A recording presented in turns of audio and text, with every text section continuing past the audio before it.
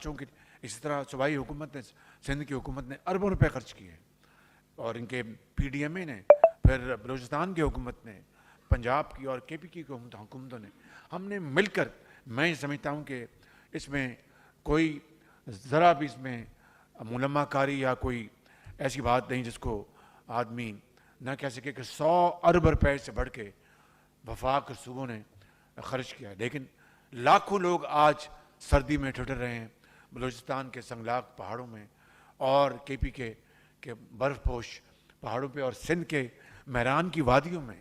ان کو آج خیمے چاہیے، ونٹر ان کو چاہیے، بلینکٹس چاہیے، ان کو ادویات چاہیے، ان کو خوراک چاہیے۔ باہر کے ممالک نے بھی، ہماری دوست ممالک نے مدد کی ہے۔ ایک بہت بڑا واٹر فلٹریشن پلانٹ فرانس نے دیا۔ شاہ صاحب ابھی بھی کام کر رہا ہے سندھ میں، اور بہت بڑا پلانٹ، وہ یعنی اس کو کئی ٹن وزنی پلانٹ ہے وہ، جو کہ سندھ میں یہ فرانس نے دیا تھا ہمیں۔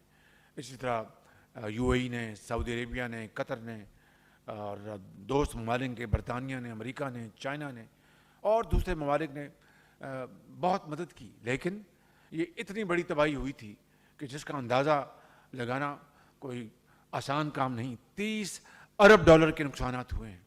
اب 9 جنوری کو جنیوا میں ہماری ڈونرز کانفرنس ہو رہی ہے، اور وہاں پر ہم اپنا کشکول نہیں لے کے جائیں گے، اپنا حق مانگنے کے لیے وہاں پر آواز اٹھائیں گے، جس طرح ہم نے دوسرے فورم پہ اٹھائی ہے۔ اور اس طرح پاکستان کے پاس جو بھی وسائل ہیں، ہمیں اپنے ان بھائیوں اور بہنوں اور ماؤں کے لیے ہم وقف کر دیں گے۔ بہت مشکلات ہیں، چیلنجز بہت ہیں۔ ایک طرف معاشی تباہی جو پچھلی حکومت نے کی، مہنگائی کا بوجھ ہے، آئی ایم ایف کا کہ کڑی شرائط ہیں، انہوں نے باقاعدہ پاؤں میں زنجیریں پہنا دی ہیں۔ پھر آپ دیکھتے ہیں کہ ہمیں اس سیلاب کے لیے ہمیں جو فنڈ چاہیے، تو یہ ایک بہت بڑا چیلنج ہے۔